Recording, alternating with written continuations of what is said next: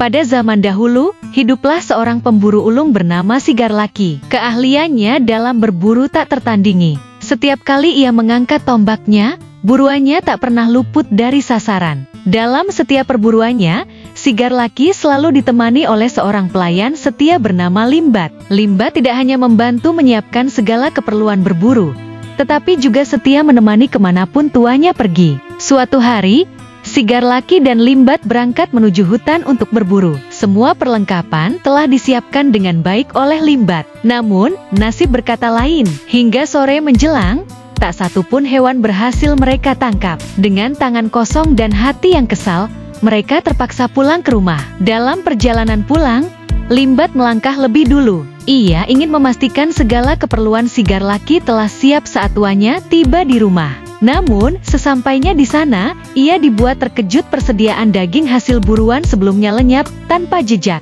Dengan segera, Limbat melaporkan kejadian itu kepada Sigarlaki. Sayangnya, dalam keadaan emosi, Sigarlaki justru menuduh Limbat telah mencuri daging tersebut. Mendengar tuduhan itu, hati Limbat begitu terluka. Selama ini, ia telah mengabdi dengan penuh kesetiaan. Tak mungkin ia berbuat seperti yang dituduhkan.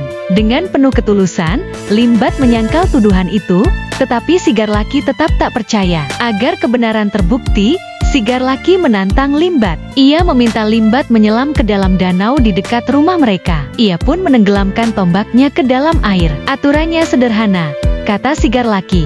Jika kau yang muncul lebih dulu, berarti kaulah pencurinya. Namun, jika tombakku yang lebih dahulu keluar dari air, aku akan percaya bahwa kau tidak bersalah. Tanpa ragu, Limbat menerima tantangan tersebut. Ia pun menyelam, sementara Sigarlaki menenggelamkan tombaknya ke dalam danau. Beberapa saat berlalu, tiba-tiba seekor babi hutan muncul di tepian danau untuk minum. Sigarlaki yang refleks melihat buruannya, spontan mencabut tombaknya dan melemparkannya ke arah babi hutan tersebut. Sayangnya, lemparannya meleset. Saat menyadari kesalahannya, terlambat sudah tombak telah lebih dulu keluar dari air. Sesaat kemudian, Limbat pun muncul ke permukaan. Namun, Sigarlaki enggan mengakui kekeliruannya. Ia berdalih bahwa ia hanya mencabut tombak karena melihat babi hutan. Merasa belum puas, Sigarlaki kembali menantang Limbat dengan cara yang sama. Sekali lagi, Limbat menerima tantangan tersebut dan menyelam ke dalam danau. Sigarlaki pun kembali menenggelamkan tombaknya. Baru saja tombak itu masuk ke air, tiba-tiba seekor kepiting besar menggigit kaki Sigarlaki. Kesakitan, ia spontan mencabut tombaknya dan mengarahkannya ke kepiting tersebut. Limbat kembali muncul ke permukaan setelah tombak lebih dulu keluar dari air. Kali ini, Sigarlaki tak bisa lagi berdalih. Ia pun akhirnya sadar bahwa Limbat memang tidak bersalah. Sejak saat itu, Sigarlaki menyesali perbuatannya dan belajar untuk tidak gegabah dalam menuduh orang lain.